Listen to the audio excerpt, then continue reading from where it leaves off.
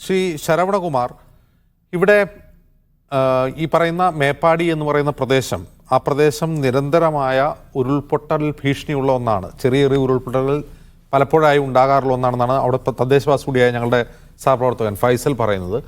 അപ്പോൾ ഈ നിരന്തരം ഉരുൾപൊട്ടൽ ഉണ്ടാകുന്ന ഒരു പ്രദേശത്ത് ഒരു ഡിസാസ്റ്റർ മാനേജ്മെൻറ്റ് എന്ന നിലയിൽ ഈ മൺസൂൺ കാലത്ത് തദ്ദേശ സ്വയംഭരണ സ്ഥാപനങ്ങളും ജില്ലാ ഭരണകൂടങ്ങളും എന്തെല്ലാം മുൻകരുതലുകൾ എടുക്കണം?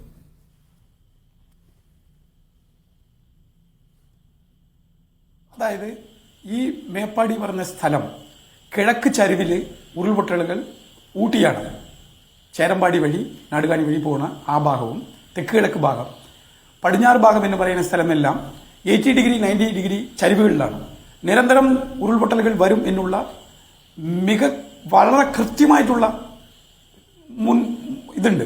അങ്ങനെയുള്ള സ്ഥലത്ത് ഇപ്പോൾ സമീപത്ത് തദ്ദേശ സ്വയംഭരണ സ്ഥാപനങ്ങളുടെ അടിസ്ഥാനത്തിൽ ഓരോ പഞ്ചായത്തിലും സുരക്ഷാ മുൻകരുതലുകൾ എങ്ങനെ ചെയ്യണമെന്നുള്ള ഫയർഫോഴ്സ്, നമ്മുടെ സംസ്ഥാന സർക്കാരിന്റെ സിവിൽ ഡിഫൻസ് തൊട്ട് പല വിഷയങ്ങളിലും പൊതുജനങ്ങൾക്ക് വലിയ തോതിൽ നല്ല ട്രെയിനിങ് കൊടുത്ത് സന്നദ്ധരായിട്ട് വെച്ചിരിക്കുകയാണ്.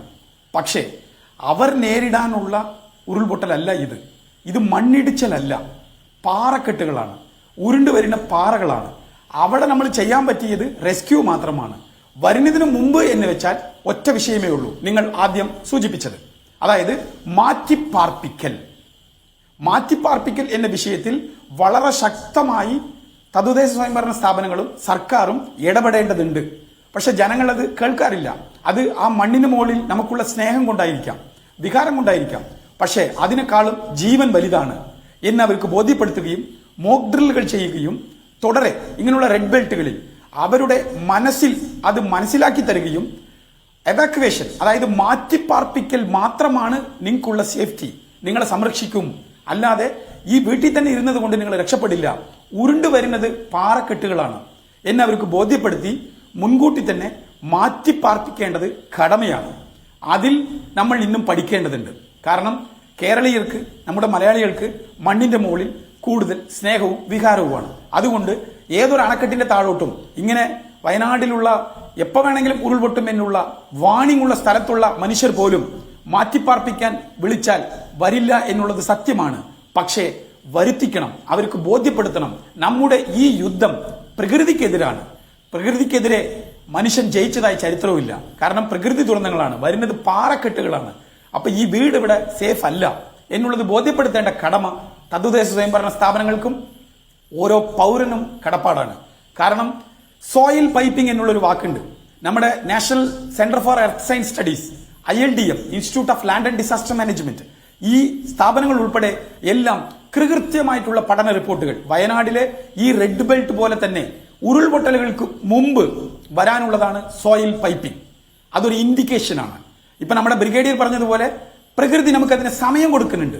ഈ സോയിൽ പൈപ്പിംഗ് വന്നിട്ട് 1-2 മാസത്തിന് ശേഷമാണ് ലാൻഡ് സ്ലൈഡിംഗ് ഉണ്ടാകുന്നത്. അതിനുശേഷമാണ് വർഷങ്ങൾക്കുള്ളിലാണ് ഭൂകമ്പങ്ങൾ ഉണ്ടാകുന്നത്. ഇതെല്ലാം കണക്റ്റഡ് ഒരു പ്രോസസ്സാണ്. അപ്പൊ നമ്മൾ ഒരു മേഘവിസ്ഫോടനമല്ല ഇന്നലെ നടന്നത്, ഒരു ഹെവി റെയിൻ മാത്രമാണ്. ഹെവി റെയിനിന് പോലും താങ്ങാൻ പറ്റാത്ത ഉരുൾപൊട്ടൽ എന്ന് വെച്ചാൽ മേഘവിസ്ഫോടനം സംഭവിച്ചാൽ എന്തായിരിക്കും? എക്സ്പെക്ട് ദി അൺഎക്സ്പെക്ടഡ് എന്നുള്ള വാക്കിനെ ഇനി വരും ദിവസങ്ങളിൽ പ്രസക്തി ഏറിക്കൊണ്ടിരിക്കുന്നു. കേരളത്തിലുള്ള വയനാട് മാത്രമല്ല, നമ്മുടെ കേരളത്തിലുള്ള 14 ജില്ലകളിലും 5 ടൈപ്പ് ദുരന്തങ്ങൾ എപ്പോൾ വേണമെങ്കിലും സംഭവിക്കാം. അത് വെള്ളപ്പൊക്കമാകാം, ഉരുൾപൊട്ടലാകാം. അപ്പോ വയനാട്ടിലുള്ള ഈ പ്രദേശത്ത്, ചുരൽമലയിലുള്ള പ്രദേശത്ത് എപ്പോൾ വേണമെങ്കിലും ഉരുൾപൊട്ടും, ഇത് റെഡ് ബെൽറ്റ് ആണ് എന്ന് ജനങ്ങൾക്ക് മുൻകൂട്ടി നമുക്കെങ്ങനെ അറിയിപ്പ് കിട്ടിയോ, കേന്ദ്ര സംസ്ഥാന കാലാവസ്ഥാ വകുപ്പുകൾ പറഞ്ഞതുപോലെ കിട്ടിയ ആ അറിയിപ്പ് ജനങ്ങൾക്ക് ബോധവൽക്കരിക്കുക. എപ്പോ? മഴക്കാലം തുടങ്ങുന്നതിന് മുമ്പ്. മഴ വന്നാൽ, ഹെവി റെയിൻ വന്നാൽ ഉരുൾപൊട്ടാം. അപ്പൊ നമ്മൾ മാറ്റി പാർപ്പിച്ചാൽ മാത്രമേ നമുക്ക് സംരക്ഷണം ഉള്ളൂ എന്നുള്ളത് അവർക്ക് പതിയണം. അത് പതിച്ചു കൊടുക്കാൻ ഇനി വരുന്ന ദിവസങ്ങളിൽ നമ്മൾ പണിയെടുക്കണം. അത് ദുരന്ത സമയത്തല്ല, ദുരന്തങ്ങൾക്ക് മുമ്പുള്ള പ്രിക്കോഷൻ ആൻഡ് പ്രിപ്പോർഡ്നെസ്.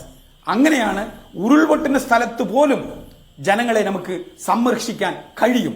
ഇപ്പോഴുള്ള സാങ്കേതിക വിദ്യ, സയൻസ് അത്രയ്ക്കും നമ്മുടെ കൂടെ കൂട്ടുനിൽക്കുന്നുണ്ട്. അത് ഉപയോഗിച്ച് റെഡ് ബെൽറ്റ് എന്നുള്ള ഇപ്പൊ വയനാട്ടിലുള്ളതുപോലെ കേരളത്തിൽ ഉടനീളം ലാൻഡ് സ്ലൈഡ് ആകുന്ന സ്ഥലങ്ങൾ കൃത്യമായി പോയിന്റ് ചെയ്യപ്പെട്ടിട്ടുണ്ട്. ലിസ്റ്റ് സർക്കാർ തലത്തിലുണ്ട്. ആ സ്ഥലത്തെല്ലാം ജനങ്ങൾക്ക് ബോധവൽക്കരിക്കേണ്ടതുണ്ട്. ഇങ്ങനെയുള്ള സാഹചര്യത്തിൽ മഴക്കാലം വരികയാണ്. മഴ ഹെവി റെയിൻ ആയിരിക്കാം, അല്ലെങ്കിൽ മേഘവിസ്ഫോടനമായിരിക്കാം, എന്തുമായിരിക്കാം. അങ്ങനെയുള്ള സമയത്ത് ഉരുൾപൊട്ടും. പെയ്യുന്നത് മഴയല്ല, മണ്ണിടിച്ചിലല്ല, പാറക്കെട്ടുകൾ ഉരുണ്ടു വരികയാണ്. അപ്പൊ അതിലിരുന്ന് സംരക്ഷിക്കണമെങ്കിൽ, നമ്മുടെ കുട്ടികളെ സംരക്ഷിക്കണമെങ്കിൽ മാറ്റി പാർപ്പിക്കലാണ് എന്നുള്ളത് മനസ്സിൽ പതിപ്പിക്കണം. അപ്പോഴേ നമ്മുടെ ജനങ്ങൾ ആ മണ്ണ് വിട്ടു വരുള്ളൂ.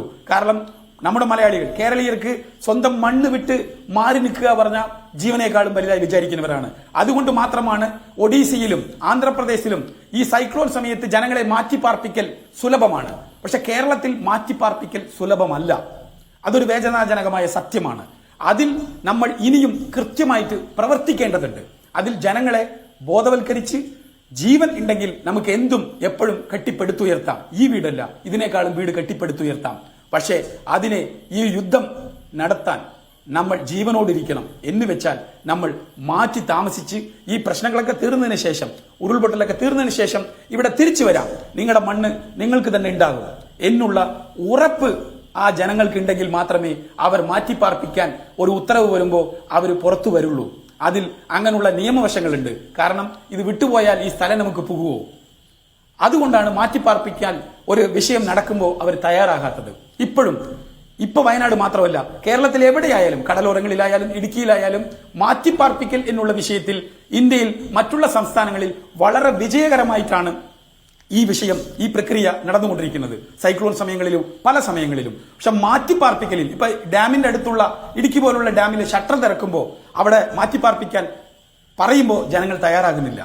ആ പേടി വയനാട് ഉൾപ്പെടെയുള്ള സ്ഥലങ്ങൾ ഇനിയും, കാരണം 2018 ഓഗസ്റ്റ് 5 വരെ മഴ പെയ്തില്ല. ഓഗസ്റ്റ് 5-ന് ശേഷമാണ് മഴ പെയ്യാൻ തുടങ്ങിയത്.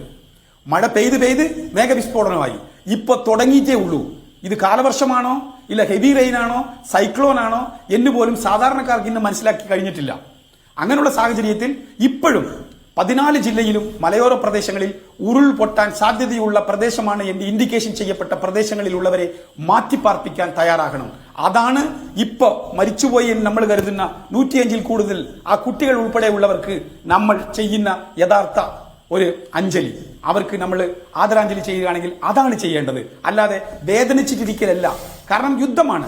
യുദ്ധകളത്തിൽ നമ്മുടെ കൂടെയുള്ള ഒരു സോൾജർ മരിച്ചുപോയാൽ ആ സെക്കൻഡ് നമ്മൾ ആ സങ്കടം പ്രകടിപ്പിക്കും. അവിടെ ഇരുന്ന് കരയാറില്ല. യുദ്ധകളത്തിൽ സോൾജർ ഇരുന്ന് കരയാറില്ല. ആ സങ്കടം മനസ്സിൽ വെച്ച് യുദ്ധം നയിക്കാൻ പോകുകയാണ്. അതാണ് ഇവിടെയും ചെയ്യേണ്ടത്. ഈ മരിച്ചുപോയവരെല്ലാം ത്യാഗമാണ് ചെയ്തിരിക്കുന്നത്. പ്രകൃതിക്കെതിരെയുള്ള ഈ യുദ്ധത്തിൽ നമ്മൾ ചെയ്യേണ്ടത് അവരുടെ ത്യാഗം മനസ്സിലാക്കുക.